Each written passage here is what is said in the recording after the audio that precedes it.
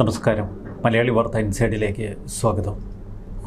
നിയമസഭയിൽ ഇന്ന് കണ്ടത് ഒന്നൊന്നര പൂരം. പിണറായി വിജയൻ വി ഡി സതീശനെ ഒന്ന് ചൊറിഞ്ഞു കയറി മേയുകയായിരുന്നു വി ഡി സതീശനും പ്രതിപക്ഷ നേതാവ് പിണറായി വിജയനും നേർക്കുനേർ കൊമ്പുകോർക്കുന്ന കാഴ്ച രസകരമാണ്. സതീശനെതിരെ പിണറായി വിജയൻ ഒന്ന് ചൊറിഞ്ഞു. കോൺഗ്രസിനുള്ളിലെ തർക്കമാണ് പ്രതിപക്ഷം വി ഡി സതീശനെ അടിക്കാനുള്ള വടിയായി ഓങ്ങിയത്. നിങ്ങളെ അണികളും നേതാക്കളും ചോദ്യം ചെയ്തതല്ലേ എന്ന് വി ഡി സതീശൻ പിണറായി വിജയന്റെ മുഖത്ത് നോക്കി ചോദിച്ചു. ഇതോടെ പിണറായി വിജയന് കലിപൊട്ടി. രോഷാകുലനായി വി ഡി സതീശന് നേർക്ക് വിരൽ ചൂണ്ടി പിണറായി വിജയൻ ചാടി എഴുന്നേറ്റു. അതൊക്കെ വല്ലാത്തൊരു പൂതിയെന്നാണ് പിണറായി വിജയൻ തട്ടിവിട്ടത്. കോൺഗ്രസ് പിളരുമെന്ന് നേരത്തെ BJP MLA B ഗോപകുമാർ പരിഹസിച്ചിരുന്നു. ഇതിനോട് സതീശന്റെ മറുപടി ഏറെ രസകരം. ആദ്യം 3 പേർ മാത്രമുള്ള നിങ്ങൾ ഒരുമിച്ചിരിക്കാൻ ശ്രമിക്കണമെന്നായി സതീശൻ. പിന്നീടാണ് പ്രതിപക്ഷ നേതാവ് പിണറായി വിജയനുമായി സതീശൻ കൊമ്പുകോർത്തത്. കോൺഗ്രസിൽ മുഖ്യമന്ത്രി തർക്കമാണ് വലിയ പ്രശ്നമാണ് എന്നൊക്കെ LDF MLA-മാർ ഇവിടെ പറയുന്നു. നിങ്ങളുടെ പാർട്ടിയിലെല്ലാം ശാന്തമാണോ? എന്താണ് തെരഞ്ഞെടുപ്പ് കഴിഞ്ഞതിന് ശേഷം നടന്നത്? ഞാൻ പ്രതിപക്ഷ നേതാവായി തെരഞ്ഞെടുക്കപ്പെട്ടപ്പോൾ എന്നെ ആരും ചോദ്യം ചെയ്തില്ല. എന്നാൽ ഇപ്പോൾ പ്രതിപക്ഷ നേതാവിനെയും പാർട്ടി സെക്രട്ടറിയെയും നേതാക്കളും അണികളും ചോദ്യം ചെയ്യുന്നു. ഇതോടെയാണ് പിണറായി വിജയന് കലിപൊട്ടിയത്. നിങ്ങളെയൊക്കെ പിന്താങ്ങുന്ന വലതുപക്ഷ മാധ്യമങ്ങൾ കൊത്തിക്കീറി നടക്കുകയായിരുന്നു. അതൊക്കെ നേരിട്ടുകൊണ്ട് തന്നെയാണ് ഇവിടെ നിൽക്കുന്നത്. എന്നെയോ ഞങ്ങളെയോ ഈ സ്ഥാനത്ത് പാടില്ല എന്നീ പാർട്ടിയിൽ എവിടെയും ആലോചിച്ചിട്ടില്ല. അതൊക്കെ വലതുപക്ഷ മാധ്യമങ്ങളുടെ സൃഷ്ടിയാണ്. ഇത് കേട്ട് CPM ഇപ്പോൾ തകരുമെന്ന് വിചാരിച്ച് നിങ്ങൾ നിൽക്കേണ്ട. ഉടൻ തന്നെ ഉരുളക്കുപ്പേരി പോലെ സതീശന്റെ മറുപടി വന്നു. അയ്യോ, CPM തകരരുത് എന്ന് പ്രാർത്ഥിക്കുന്നവരാണ് ഞങ്ങൾ. വീര്യം കുറഞ്ഞ മദ്യത്തിന്റെ കാര്യത്തിൽ ഒരു തിരിച്ചുപോക്കില്ല എന്ന് സതീശൻ നിയമസഭയെ അറിയിച്ചു. ഒപ്പം പ്രതിപക്ഷത്തെ കടന്നാക്രമിക്കുകയും ചെയ്തു വി ഡി സതീശൻ. പിണറായി സർക്കാർ അധികാരത്തിൽ വന്ന് 6 മാസത്തിനകം ഉദ്യോഗസ്ഥർക്ക് നോട്ട് നൽകിയത് അന്ന് എക്സൈസ് മന്ത്രിയായിരുന്ന MV ഗോവിന്ദൻ. ബെക്കാഡി കമ്പനിയുമായി ആദ്യം ഇടപെട്ടത് ഇടതു സർക്കാർ. വീര്യം കുറഞ്ഞ മദ്യം സംസ്ഥാനത്ത് ലഭ്യമാക്കുമെന്ന മദ്യനയം ഇടതു സർക്കാരിൻ്റെതാണ്. ഇതിനുവേണ്ടി വിദേശ മദ്യനയത്തിൽ തിരുത്തലുകൾ വരുത്തി.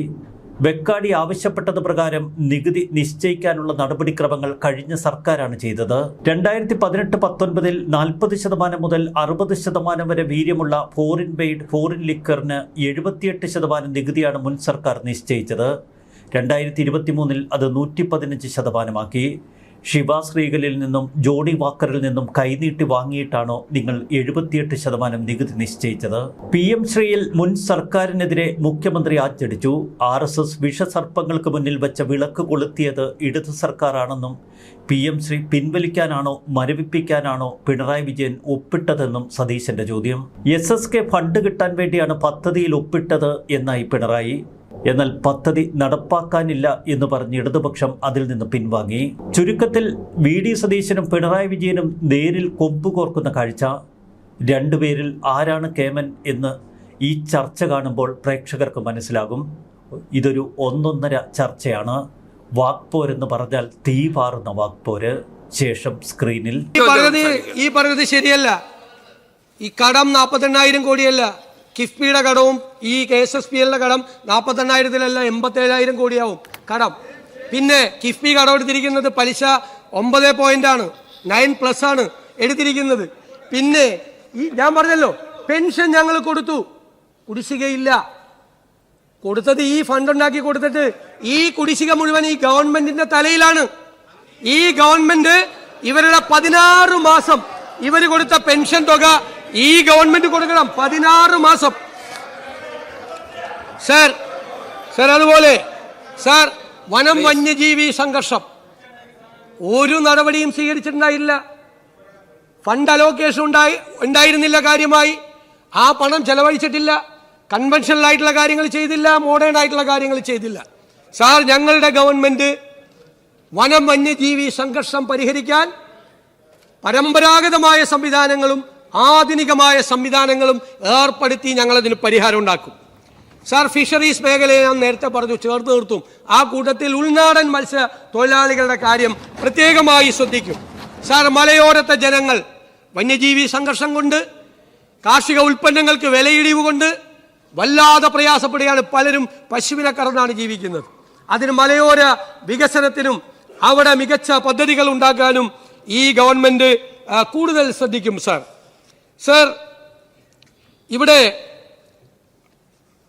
നേരത്തെ രാവിലെ പറഞ്ഞപ്പോൾ PMCയെ കുറിച്ച് പറഞ്ഞു, ഒരുപാട് പറഞ്ഞു. PMCയെ കുറിച്ച് കൃത്യമായിട്ട് ബഹുമാനപ്പെട്ട പൊതുവിദ്യാഭ്യാസ മന്ത്രി മറുപടി പറഞ്ഞു. പക്ഷേ ബഹുമാന്യനായ മുൻ മന്ത്രി ശ്രീ പ്രസാദ് പറഞ്ഞപ്പോൾ പറഞ്ഞു, RSSന്റെ വിഷസർപ്പങ്ങൾക്ക് വിളക്ക് വെച്ചു നിങ്ങളെന്ന്. സാർ, RSSന്റെ വിഷസർപ്പങ്ങളുടെ മുന്നിൽ വച്ച വിളക്ക് കൊളുത്തിയ സർക്കാരാണ് നിങ്ങൾ. അത് കൊളുത്തിയതാണ്. നിങ്ങൾ ഒപ്പുവെച്ചു. അതെന്തിനാ? പിൻവലിക്കാൻ വേണ്ടിയിട്ടാണോ ഒപ്പുവെച്ചത്? മരവിപ്പിക്കാൻ വേണ്ടിയിട്ടാണോ ഒപ്പുവെച്ചത്? പിൻവലിക്കാൻ വേണ്ടിയിട്ടാണോ ഒപ്പുവെച്ചത്? മരവിപ്പിക്കാൻ വേണ്ടിയിട്ടാണോ ഒപ്പുവെച്ചത്? സാർ, ഞങ്ങൾ വളരെ കൃത്യമാണ് പറഞ്ഞല്ലോ. ഇന്ന് രാവിലെ ആയപ്പോൾ അത് ക്ലിയർ ആയല്ലോ. അതൊന്നും നമ്മൾ വളരേണ്ട ആവശ്യമില്ല സാർ. അതുപോലെ ഞാൻ ചില മറുപടികൾ പറയാം. ഇവിടെ വന്ന മറുപടികൾ ഇപ്പോഴും കേരളത്തിൽ PMC നടപ്പായിട്ടില്ല. ആ PMC നടപ്പാകാതിരിക്കുന്നത് ഈ പറഞ്ഞ മരവിപ്പിക്കൽ കാരണമാണ്. എന്തിനാണ് നിങ്ങളിപ്പോൾ അതിനെപ്പറ്റി വീണ്ടും ആലോചിക്കുന്നത്? മുഖ്യമന്ത്രി, ഞാൻ ചോദിക്കട്ടെ, മരവിപ്പിക്കാൻ വേണ്ടിയിട്ടാണോ ഒപ്പുവെച്ചത്? അല്ലല്ല, ഞങ്ങൾ നയപരമായി തീരുമാനിച്ചത് നടപ്പാക്കേണ്ടതില്ല എന്ന്. ആ നടപ്പാക്കേണ്ടതില്ല എന്ന് തീരുമാനിച്ചതിന് ശേഷം നടപ്പായില്ല. ഇപ്പോൾ നടപ്പാകാതിരിക്കുകയാണ്. ഇപ്പൊ നടപ്പാകാതിരിക്കുന്നത് എന്തിനാണ് നടപ്പാക്കുന്നതിന്റെ ഭാഗമായി നിങ്ങൾ ആലോചിക്കുന്നത്? മുഖ്യമന്ത്രി, അല്ല, ഒന്നാമത്തെ കാര്യം എന്തിനാണ് ഒപ്പുവെച്ചതെന്ന് ഇതുവരെ പറഞ്ഞിട്ടില്ല. 1. 2, മരവിപ്പിച്ചു എന്നാ പറഞ്ഞ, മരവിപ്പിക്കാൻ പ്രൊവിഷനില്ല. 2. 3, 7 മാസമായിട്ട് 8 മാസമായിട്ട് ഒരു സബ് കമ്മിറ്റി ഉണ്ട്. ആ സബ് കമ്മിറ്റി കൂടി ഒരു തീരുമാനമെടുത്ത് ഇത് കേരളം നടപ്പിലാക്കില്ല എന്നൊരു കത്ത് കൊടുത്തില്ല. ഞാൻ അങ്ങേട്ട് തർക്കത്തിനില്ല, കൊടുത്തില്ല. രാവിലെ സംസാരിച്ചാണ്. അതിൽ നമുക്ക് സംവാദമാകാം, അതിൽ പ്രശ്നമില്ല. ഇതില് ഒപ്പുവെച്ചു. ആ ഒപ്പുവെച്ചതിന് ശേഷം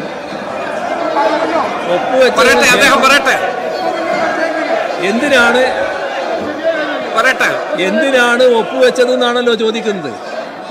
ഇവിടെ സർവശിക്ഷാ അഭിയാന്റെ ഫണ്ട് തടഞ്ഞു വെച്ചത് 1500 കോടിയിലധികം രൂപയായിരുന്നു. ഇവിടെ കാണേണ്ടത് NEPയുടെ ഭാഗമായിട്ടുള്ള ആ പൊതുവിദ്യാഭ്യാസ നയം കേരളത്തിൽ നടപ്പാക്കുന്നില്ല എന്ന് നേരത്തെ തന്നെ വ്യക്തമാക്കിയിട്ടുണ്ട്. അതിനകത്ത് വേറെ വ്യത്യാസമില്ല. ആ നയം നടപ്പാക്കാൻ തയ്യാറല്ല. ഇവിടെ PMCയുടെ ഭാഗമായിട്ടൊന്നും നടപ്പാക്കാനുമില്ല. പക്ഷേ മറ്റേ ഫണ്ട് നമുക്ക് കിട്ടണമായിരുന്നു. സർവശിക്ഷാ അഭിയാന്റെ ഇമാതിരി ആളെയും കൊണ്ട് വെച്ചാൽ നിങ്ങൾ അപകടത്തിലാവും കേട്ടോ. ഇമാതിരി ആളുകളെ ഇവിടെ സർവശിക്ഷാ അഭിയാന്റെ ഫണ്ട് നമുക്ക് കിട്ടാതിരുന്നാൽ നാം പ്രയാസത്തിലാകും. ആ പ്രയാസം കേരളത്തെ ആകെ ബാധിക്കുന്നതാണ്. അതൊഴിവാക്കുന്നതിനാണ് അതിൻ്റെ ഭാഗമായി ഒപ്പുവെച്ച് ആ പണം വാങ്ങാനുള്ള ശ്രമം നടത്തിയത്. പക്ഷേ ആ ശ്രമം ശരിയല്ല എന്ന് ഞങ്ങൾ തീരുമാനിച്ചു. അതിൻ്റെ ഭാഗമായി അത് മരവിപ്പിച്ചു. ഇപ്പോൾ അതിവിടെ നടപ്പാകുന്നില്ല. 8 മാസമായി നടപ്പായിട്ടില്ല. എന്തിനാണ് നിങ്ങൾ ഇപ്പോൾ നടപ്പാക്കാൻ ശ്രമിക്കുന്നത്? അല്ലല്ല, മുഖ്യമന്ത്രി, 2 ചോദ്യത്തിനും മറുപടിയില്ല. അതായത് എന്തിനു ഒപ്പുവെച്ചു എന്ന് പറഞ്ഞാൽ പണം കിട്ടാൻ വേണ്ടിയിട്ട് ഒപ്പുവെച്ചു. അപ്പോൾ ആ നടപടിക്രമങ്ങളെല്ലാം ഇതിലൊരു കാരണവശാലും ഒപ്പുവെക്കില്ല എന്നുള്ള തീരുമാനത്തെ, പ്രത്യയശാസ്ത്രപരമായ നയപരമായ തീരുമാനത്തെ, RSS വിഷസർപ്പമാണ് എന്ന് പറഞ്ഞ തീരുമാനത്തെ മുമ്പിൽ കീഴടങ്ങി ഒപ്പുവെച്ചു. നമ്പർ 1. നമ്പർ 2, എന്തുകൊണ്ട് നിങ്ങൾ ഇത് നടപ്പാക്കുന്നു എന്ന ചോദ്യമാണ്. ഞങ്ങൾ നടപ്പാക്കുന്നു എന്നൊന്നും പറഞ്ഞിട്ടില്ലല്ലോ. നിങ്ങൾ പറഞ്ഞത് എൻ്റെ 2ാമത് ചോദ്യം, എന്തുകൊണ്ട് ഇത് ഞങ്ങൾ ഇനി നടപ്പാക്കില്ല എന്ന് പറഞ്ഞൊരു കത്ത് കൊടുത്തില്ല 8 മാസമായിട്ട്? 2ഉം ചെയ്തില്ല. ഒപ്പുവെക്കുകയും ചെയ്തു, നടപ്പാക്കില്ല എന്ന് പറഞ്ഞ് കത്തും കൊടുത്തില്ല. നിങ്ങളൊരു സബ് കമ്മിറ്റിയെ വെച്ചു. ഞങ്ങളെന്താ ചെയ്തത്? ഞങ്ങളും ഒരു സബ് കമ്മിറ്റിയെ വെച്ചു. ഞങ്ങൾ മന്ത്രിമാരുടെ സബ് കമ്മിറ്റിയെ വെച്ചു. ആ മന്ത്രിമാരുടെ സബ് കമ്മിറ്റിയെ വെച്ചിട്ട് ഞങ്ങൾ തീരുമാനം എടുക്കും. ഞങ്ങളുടെ തീരുമാനം എന്താ? കരിക്കുലം ഫ്രീഡത്തിൽ തൊടാൻ സമ്മതിക്കില്ല. സെലക്ഷൻ ഓഫ് സ്കൂൾസ് ഞങ്ങൾ ചെയ്യും. ഗവൺമെന്റ് ചെയ്യും. ആ ഒരു സിലബസിലും തൊടാൻ കേന്ദ്ര ഗവൺമെന്റിനെ സമ്മതിച്ചുകൊണ്ടുള്ള ഒരു നെഗോസിയേഷനും പറഞ്ഞു. സാർ അടുത്തത് സാർ ഇവിടെ ബഹുമാനപ്പെട്ട BJPയുടെ കക്ഷി നേതാവ് സംസാരിച്ചപ്പോൾ മറുപടി പറയണമല്ലോ. അസംബ്ലിയിലെ റെക്കോർഡിൽ കിടക്കാണ്. എടാ ബഹുമാനപ്പെട്ട BJP, അതാണ് നിങ്ങളല്ല, നേതാവ് ഇവിടെ പ്രസംഗിച്ചപ്പോൾ നമ്മുടെ സുഹൃത്താണ് അദ്ദേഹം, പറഞ്ഞു 63 സീറ്റുമായിട്ട് കോൺഗ്രസ് വന്നിരിക്കുകയാണ് അധികാരത്തിൽ. 63 സീറ്റ്. ഇത് തമ്മിത്തല്ലി പിളരും, പുതിയ കേരള കോൺഗ്രസ് ഉണ്ടാവും എന്നൊക്കെ പറഞ്ഞു. ശരി, 3 നേതാക്കന്മാരാണ് നിങ്ങൾ ജയിച്ചു വന്നത്. നിങ്ങൾ 3 പേരും തമ്മിൽ നല്ല യോജിപ്പാണല്ലോ അല്ലേ? 2 സീനിയർ നേതാക്കന്മാര്, ഒരാൾ 2ാമത്തെ ബെഞ്ചിലും ഒരാൾ 3ാമത്തെ ബെഞ്ചിലും ഇരുത്തിയിട്ടാണ് അങ്ങ് വന്ന് മുൻസീറ്റിലിരിക്കുന്നത്. ഭയങ്കര യോജിപ്പായതുകൊണ്ടാണല്ലോ, ആണല്ലോ. Yes sir. പിന്നെ CPM, കോൺഗ്രസിൽ ഭയങ്കര മുഖ്യമന്ത്രി തർക്കമാണ്, കോൺഗ്രസിൽ ഭയങ്കര പ്രശ്നമാണ്. സാർ ഞങ്ങൾ ഗവൺമെന്റായിട്ട് പോവാണ്. അതൊക്കെ ഉണ്ടാവും, ജനാധിപത്യ പാർട്ടികളിൽ അതൊക്കെ ഉണ്ടാവും. അർഹതപ്പെട്ട ഇഷ്ടംപോലെ ആളുകൾ ഇതിനകത്തുണ്ട്, എന്നേക്കാൾ അർഹതയുള്ള ആളുകളുണ്ട്. ഞാനായെന്ന് മാത്രമേ ഉള്ളൂ. മനസ്സിലായില്ല? അതൊക്കെ നടക്കും ജനാധിപത്യ പാർട്ടി. നിങ്ങളുടെ പാർട്ടിയിൽ CPM-ൽ എല്ലാം ശാന്തമാണല്ലോ അല്ലേ? എന്താണ് തെരഞ്ഞെടുപ്പ് കഴിഞ്ഞിട്ട് നടക്കുന്ന കാര്യങ്ങൾ? തെരഞ്ഞെടുപ്പ് കഴിഞ്ഞിട്ട് നടക്കുന്ന കാര്യങ്ങൾ? സാർ ഞാൻ പ്രതിപക്ഷ നേതാവായി വന്ന് കസേരയിൽ ഇരുന്നപ്പോൾ എന്നെ ആരും ചോദ്യം ചെയ്തില്ല. പാർട്ടിയിൽ പ്രതിപക്ഷ നേതാവിനെയും പാർട്ടി സെക്രട്ടറിയെയും പാർട്ടിയിലെ അണികളും നേതാക്കന്മാരും ചോദ്യം ചെയ്യാണ് നേതൃത്വത്തെ, അല്ലെ നിങ്ങളുടെ പാർട്ടിയിൽ? അതൊക്കെ വല്ലാത്തൊരു പൂതിയാണ് കേട്ടോ. ഇവിടെ ഞാനോ ഞങ്ങളോ ആദ്യമായിട്ട് നേരിടുന്നതല്ല. നല്ലോണം ചിരിക്കുന്നില്ലേ? ചിരിക്കുന്നവർ നല്ലോണം മനസ്സിലാക്കിക്കോ. നിങ്ങളെല്ലാം പിന്താങ്ങിക്കൊണ്ടിരിക്കുന്ന വലതുപക്ഷ മാധ്യമങ്ങൾ കൊത്തിക്കീറി വലിച്ചു നടക്കുകയായിരുന്നു. അന്നൊന്നും നമ്മളൊക്കെ നടന്നു പോയിട്ടില്ല കേട്ടോ. അതിനെല്ലാം നേരിട്ടുകൊണ്ട് തന്നെയാണ് ഇവിടെ നിൽക്കുന്നത്. എന്നെയോ ഞങ്ങളെയോ ഈ സ്ഥാനത്ത് പാടില്ല എന്ന് ഞങ്ങളുടെ പാർട്ടിയിൽ എവിടെയും ആലോചിച്ചിട്ടില്ല. അതെല്ലാം ഈ നാട്ടിലെ വലതുപക്ഷ മാധ്യമങ്ങളുടെ സൃഷ്ടിയാണ്. അത് കേട്ടിട്ടിതാ ഇപ്പൊ CPM തകരാൻ പോകുന്നതെന്ന് വിചാരിച്ച് നിങ്ങൾ വല്ലാതെ രോഹിച്ച് നിൽക്കണ്ട കേട്ടോ. അല്ല CPM-ൽ എല്ലാം നന്നായി നടക്കുന്നുവെങ്കിൽ ഞങ്ങൾക്ക് ഭയങ്കര സന്തോഷം. കാരണം എന്താ അറിയോ? ഒരു തിരുത്തലും ഇല്ല. ഇതെല്ലാം കറക്റ്റാണെന്ന് നിങ്ങൾ തീരുമാനിക്കണമെന്നാണ് ഞങ്ങളുടെ ആഗ്രഹം. നിങ്ങൾ ഇങ്ങനെ തന്നെ പോകണം.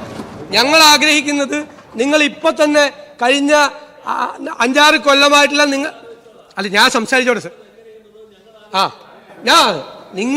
ഞങ്ങളുടെ കാര്യം നിങ്ങളുടെ MLA-മാർ പറഞ്ഞപ്പോ അങ്ങ് എഴുന്നേറ്റ് ഇത് പറഞ്ഞില്ലല്ലോ. ഞാൻ മുഖ്യമന്ത്രി സ്ഥാനം എങ്ങനെ കിട്ടിയതെന്നും ഞങ്ങളുടെ മുഖ്യമന്ത്രി തർക്കത്തെ കുറിച്ചൊക്കെ LDF അംഗങ്ങൾ എഴുന്നേറ്റ് നിന്ന് സംസാരിച്ചപ്പോ ഞാൻ എന്റെ കസേരയിൽ നിന്ന് എഴുന്നേറ്റ് പ്രകോപിതനായില്ലല്ലോ. ഞാൻ പ്രകോപിതനായില്ല, ഞാനത് ചിരിച്ചുകൊണ്ട് കേട്ടുകൊണ്ടിരുന്നു. സാർ ഞങ്ങളുടെ പാർട്ടിയെ കുറിച്ച് നിങ്ങളുടെ LDF അംഗങ്ങൾ സംസാരിച്ചാൽ തിരിച്ചു മറുപടി കിട്ടും. അത്രയേ ഉള്ളൂ. പറയുന്നത് അങ്ങെന്ന് പറഞ്ഞാൽ VD സതീശൻ എന്ന കേരളത്തിന്റെ മുഖ്യമന്ത്രി. ഞാനിവിടെ ഇരിക്കുന്നത് പ്രതിപക്ഷ നേതാവായിട്ടാണ്. അങ്ങ് പറയുമ്പോൾ സ്വാഭാവികമായിട്ട് ഞാൻ മറുപടി പറയാൻ ബാധ്യസ്ഥനാണ്. ആ മറുപടിയാണ് ഞാൻ പറയുന്നത്. ഞാനത് അപ്പുറത്തുള്ള അംഗങ്ങൾ സംസാരിച്ചതിന്റെ മറുപടി പറയാനുള്ള ഉത്തരവാദിത്തം എനിക്കുണ്ട്. എന്റെ പാർട്ടിയെ കുറിച്ചാണ് പറഞ്ഞത്. ഞാൻ റെപ്രസെന്റ് ചെയ്യുന്നത് എന്റെ പാർട്ടി, എന്റെ മുന്നണിയാണ്. എന്റെ പാർട്ടിയെ കുറിച്ചും എന്റെ മുന്നണിയെ കുറിച്ചും പറഞ്ഞാൽ ഞാൻ തിരിച്ചു പറയും. ഒരു സംശയവും ആ കാര്യത്തിൽ വേണ്ട. സാർ ഇവിടെ ഗവർണറുമായിട്ടുള്ള പ്രശ്നം പറഞ്ഞു. ഗവർണർ ആദ്യമായിട്ടാണ് ഇഷ്ടമുള്ള വൈസ് ചാൻസലർ വയ്ക്കുന്നത്. ഗവർണർ ആദ്യമായിട്ടാണ് സെനറ്റിലേക്ക് സ്വന്തം അംഗങ്ങളെ ചേർക്കുന്നത്. ആദ്യമായിട്ട് കേരളത്തിൽ ആദ്യമായി. ബഹളം ഉണ്ടാക്കല്ലേ? കേരളത്തിൽ ആദ്യമായി ഗവർണർ. ഞങ്ങൾ അതിനെ എതിർത്തു. അങ്ങ് ബഹളം ഉണ്ടാക്കല്ലേ? ഞങ്ങൾ അതിനെ ശക്തിയായി എതിർത്തു. ഗവർണറെ പ്രത്യേകമായ യോഗം ലോക്ഭവനിൽ വിളിച്ചപ്പോ ഞങ്ങള് എന്താണ് സംഭവിച്ചതെന്ന് അന്വേഷിച്ചു മുഖ്യമന്ത്രിയുടെ ഓഫീസ്. അപ്പൊ ഗവർണറുടെ സെക്രട്ടറി കത്തയച്ചു. അത് തൃപ്തികരമല്ല എന്ന് പറഞ്ഞു.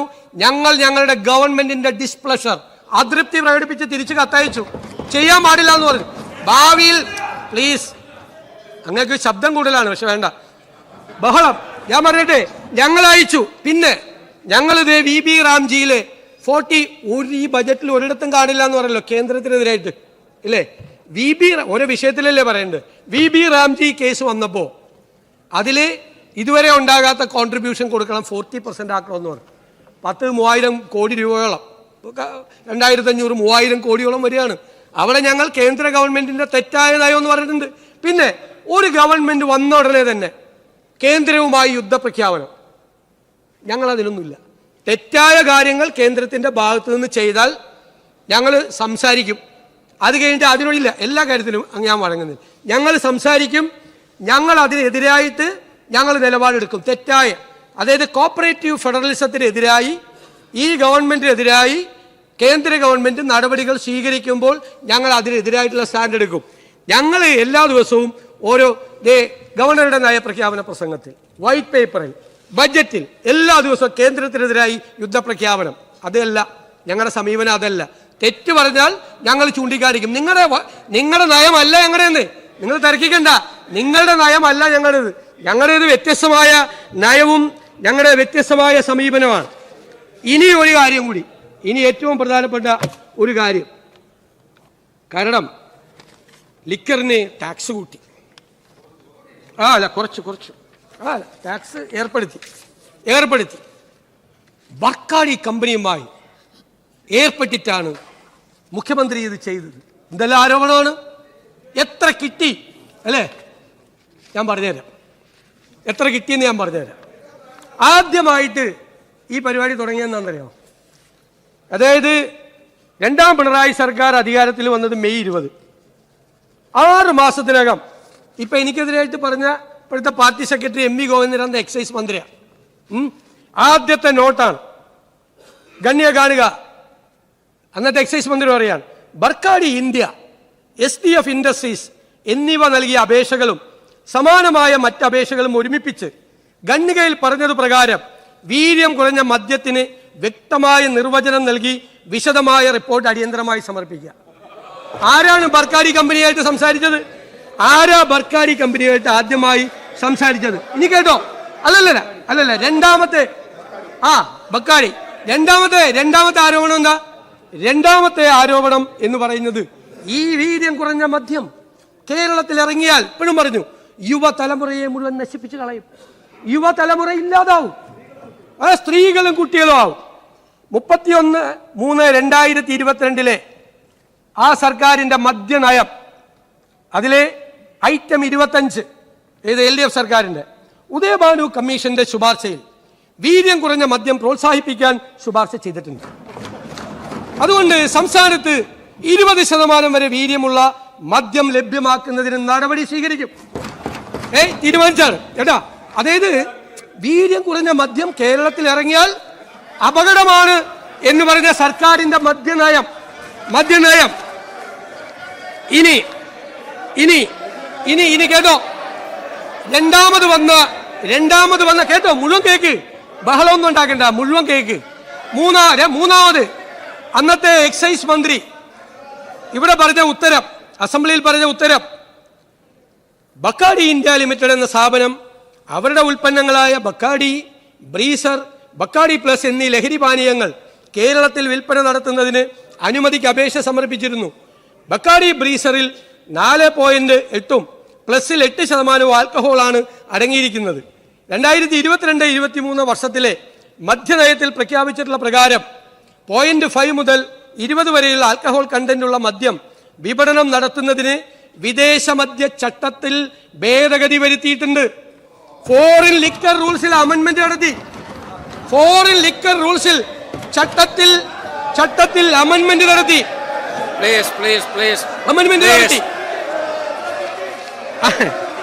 അമെന്റ്മെന്റ് നടത്തി.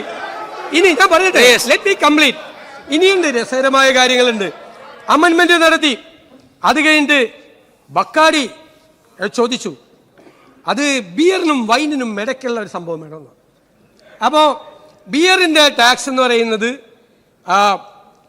116% വൈനിൻ്റേത് 86%. ഇതിൻ്റെ ഇടയിലൊരു ടാക്സ്, അതിൻ്റെ നടപടി കൊടുത്തില്ല. നടപടിക്രമങ്ങളെല്ലാം പൂർത്തിയാക്കി. അല്ല കേക്ക്, ഞാൻ പറഞ്ഞില്ലല്ലോ, കൊടുത്തെന്ന് ഞാൻ പറഞ്ഞില്ലല്ലോ. എല്ലാമായി അതിൻ്റെ നടപടിക്രമങ്ങൾ ഫയലായി. ഇലക്ഷൻ ആയതുകൊണ്ടാണ് കൊടുക്കായിരുന്നത്. ഇനി കേട്ടോ കേട്ടോ, അല്ലല്ല കേൾക്ക്, അല്ല ഞാൻ ഇത് പറഞ്ഞു തീർന്നിട്ടേ ഇരിക്കുള്ളൂ. ഞാൻ പറഞ്ഞു തീർന്നിട്ടേ അങ്ങക്ക് വഴങ്ങുള്ളൂ. അങ്ങ് പ്രസംഗിക്കണ്ട, ഞാനാണ് പ്രസംഗിക്കുന്നത്. അല്ലല്ല ഞാൻ പറയട്ടെ, ഞാൻ പറഞ്ഞു തീർക്കട്ടെ. എന്റെ പോയിന്റ് കംപ്ലീറ്റ് ചെയ്തിട്ടില്ല. അടുത്തത് ഈ 86-നും 116-നും ഇടയിൽ വെക്കണമെന്നാണ് പറഞ്ഞത്. നമ്മളെന്താ ചെയ്തത്? നമ്മുടെ മുമ്പിൽ ഈ ഫയൽ വന്നു. ഈ ഫയൽ ബജറ്റ് തയ്യാറാക്കുന്നതിന് മുമ്പ് വന്നു. ശരവേഗം തീരുമാനമെടുത്തെന്നാണ്. കേട്ടോ, കേൾക്കണേ, അതൊക്കെ മറുപടി കേൾക്ക്. അതിങ്ങനെ ഓടിപ്പോയി 7 ഉദ്യോഗസ്ഥന്മാരെടുത്ത് പോയെന്ന് പറഞ്ഞു.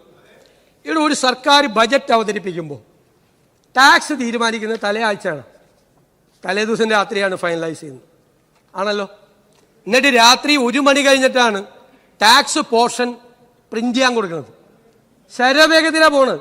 കാരണം ഡിസിഷൻ വന്നാൽ ആ ഡിസിഷൻ എല്ലാവരും വേഗത്തിൽ കണ്ടിട്ട് എല്ലാ ടാക്സും തീരുമാനിക്കണം. അങ്ങനെ ധനകാര്യമന്ത്രിയായിരുന്നു, അദ്ദേഹത്തിന് അറിയാം.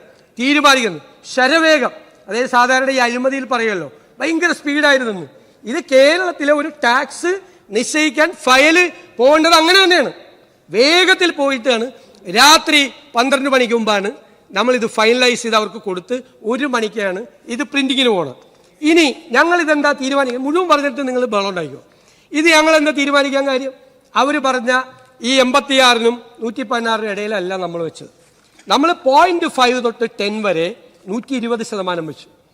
10% മുതൽ 20% വരെ 175% വെച്ചത്. 175%. ഞങ്ങൾ മറ്റ് സംസ്ഥാനങ്ങളുടെ എല്ലാം ഈ വീര്യം കുറഞ്ഞ മദ്യത്തിൻ്റെ ടാക്സ് പരിശോധിച്ചു. കേരളത്തിലാണ് ഈ വച്ചിരിക്കുന്നതാണ് ഏറ്റവും കൂടിയ ടാക്സ്.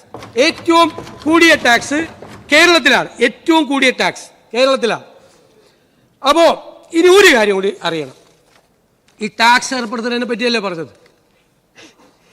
നമ്മുടെ ബഹുമാനപ്പെട്ട മുൻ ധനകാര്യമന്ത്രി, ഇപ്പോഴത്തെ അല്ല, അതിനേക്കാൾ മുമ്പുള്ള ധനകാര്യമന്ത്രി 2018-19 ഒരു ടാക്സ് അവതരിപ്പിച്ചു. പുതിയ ടാക്സ്. എന്തിനാണെന്നറിയോ?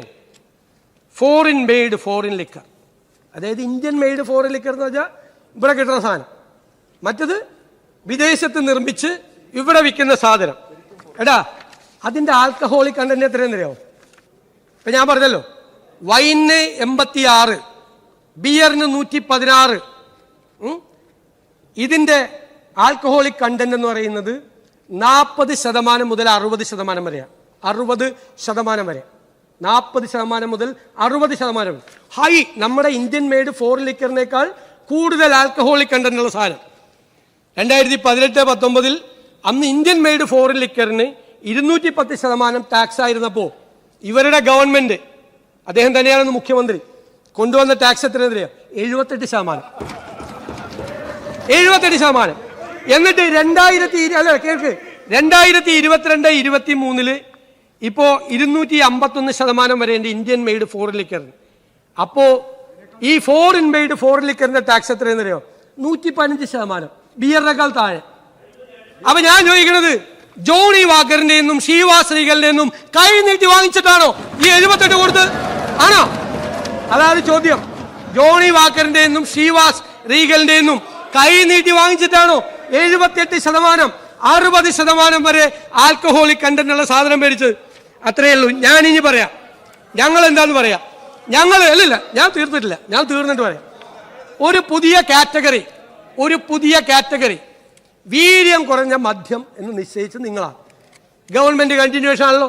ഞങ്ങളുടെ മുമ്പിൽ വീര്യം കുറഞ്ഞ മദ്യമുണ്ട്. ഞങ്ങൾ അതിനൊരു ടാക്സ് റേറ്റ് നിശ്ചയിച്ചു. അതാണ് ടാക്സ് റേറ്റ്. 120% മുതൽ 120-ഉം 175 2 ടാക്സ് റേറ്റ് നിശ്ചയിച്ചു. ഞങ്ങൾ മദ്യനയം തീരുമാനിക്കേണ്ടത് പൊളിറ്റിക്കൽ ഡിസിഷനാണ്. UDF ആണ്. UDF ഞങ്ങൾ എല്ലാവരുമായിട്ട് സംസാരിക്കും. ഞങ്ങളൊരു ഡ്രാഫ്റ്റ് രൂപപ്പെടുത്തും. ആ ഡ്രാഫ്റ്റ് എല്ലാ കക്ഷികളും സംസാരിക്കും. ഞങ്ങളൊരു തീരുമാനം എടുക്കും. ഞങ്ങളൊരു തീരുമാനം എടുത്ത് നിങ്ങളെ പോലെ മദ്യനയത്തിൻ്റെ ഭാഗമാക്കി വീര്യം കുറഞ്ഞ മദ്യം കേരളത്തിൽ വിൽക്കണം എന്ന് UDF പോളിസി വന്നാൽ ഇതായിരിക്കും ടാക്സ്. ഇനി UDF തീരുമാനിക്കുകയാണ് വീര്യം കുറഞ്ഞ മദ്യം കേരളത്തിൽ വിൽക്കണ്ട, അത് വിൽക്കില്ല. അത് പൊളിറ്റിക്കൽ ഡിസിഷനാണ്. പിന്നെ ഞാൻ ഒരു കാര്യം കൂടി പറഞ്ഞുതരാം. അതായത് ഈ പാർട്ടിയിൽ ആലോചിച്ചില്ല, ഇങ്ങനെയൊക്കെ കുറെ പറഞ്ഞല്ലോ ഇവിടെ, അവിടെ ആലോചിച്ചില്ല. ഒരു ഡിപ്പാർട്ട്മെന്റും, ധനകാര്യമന്ത്രിക്ക് അറിയാം, ടാക്സ് തീരുമാനിക്കുന്നതിന് മുമ്പ് ആ ഡിപ്പാർട്ട്മെൻറ്റുമായിട്ട് സംസാരിക്കുമോ? അവരുടെ പ്രപ്പോസൽ മേടിക്കും, അവരുമായിട്ട് സംസാരിക്കില്ല അല്ലേ? ഞാൻ ഈ ലിജു എൻ്റെ മുറിയിലേക്ക് വന്ന് എന്നോട് സംസാരിക്കും എന്ന് പത്രവാർത്ത കണ്ടിട്ട് ഞാൻ ലിജുവിനോട് ചോദിച്ചിട്ട് നീ വരുന്നില്ലേ? നീ എന്ന് വെച്ചാൽ അവൻ എൻ്റെ അനുജനാണ്, അതുകൊണ്ട് ഞാൻ ചോദിച്ചു. പാവം പറയാം 2-3 കാര്യം പറയാനുണ്ടായിരുന്നു. ഈ വാർത്ത വന്ന കാരണം എനിക്ക് അങ്ങോട്ടും വരാൻ പറ്റുന്നതാണ്. ഇതാണ് സ്ഥിതി അല്ലേ? ഇതാണ് സ്ഥിതി. ഇനി ഈ ഞങ്ങൾ ദൈനംദിന അഡ്മിനിസ്ട്രേറ്റീവ് കാര്യങ്ങൾക്ക് ഫയല് കൊണ്ടുകൊണ്ട് KPCC പോവില്ല. അത് മനസ്സിലായല്ല? പണ്ട് ഫയല് പണ്ടത്തെ ഒരു മുഖ്യമന്ത്രി ഉണ്ടായിരുന്നപ്പോൾ ഫയല് ചുമന്നുകൊണ്ട് AKG സെന്ററിൽ പോയിരുന്നത് പോലെ ദൈനംദിന ഭരണത്തിൽ ഒറ്റ കോൺഗ്രസ് മന്ത്രി, ഒരു ഘടകകക്ഷിയുള്ള മന്ത്രി അവരുടെ പാർട്ടി ഓഫീസിലേക്ക് ഫയലുമായിട്ട് പോവില്ല. But when it policy comes, I will go to PCC office and I will discuss with our PCC president and ask him to convene a meeting of the concerned committee. എന്നിട്ട് ഞങ്ങൾ ഘടകകക്ഷികളായിട്ട് സംസാരിക്കും. ഞങ്ങൾ എല്ലാവരുമായിട്ട് സംസാരിച്ച് ഞങ്ങളൊരു policy ഉണ്ടാക്കും.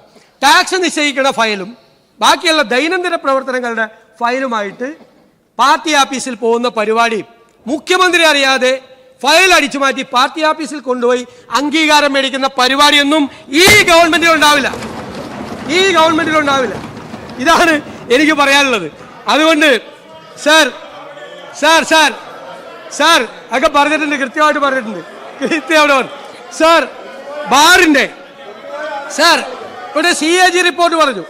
CAG റിപ്പോർട്ടിൽ വേറെ ഒരുപാട് കാര്യമുണ്ട്, ഞാൻ പറയില്ല. കഴിഞ്ഞ 100 കോടി രൂപ കുറഞ്ഞു ബാറിൽ നിന്ന്. ഇനി വേറൊരു കാര്യം, മദ്യത്തിന്റെ വ്യാപനം അരുത്. ഈ സർക്കാർ നമ്മളോട് ഉപദേശിക്കുകയാണ്, മദ്യം വ്യാപിപ്പിക്കും. ഇവിടെ 28 ബാറുണ്ടായിരുന്നു ശ്രീ പിണറായി വിജയൻ 2016 മുഖ്യമന്ത്രിയാവുമ്പോൾ. ഇപ്പൊ കേരളത്തിലെ ബാറിന്റെ എണ്ണത്ര 900 ചില്ലാൻ ബാറായി. കാരണം മദ്യവ്യാപനം തടയാൻ വേണ്ടിയിട്ട് 28 ബാറിൽ നിന്ന് 900 ചില്ലാൻ ബാറായിട്ട് വർദ്ധിപ്പിച്ചു.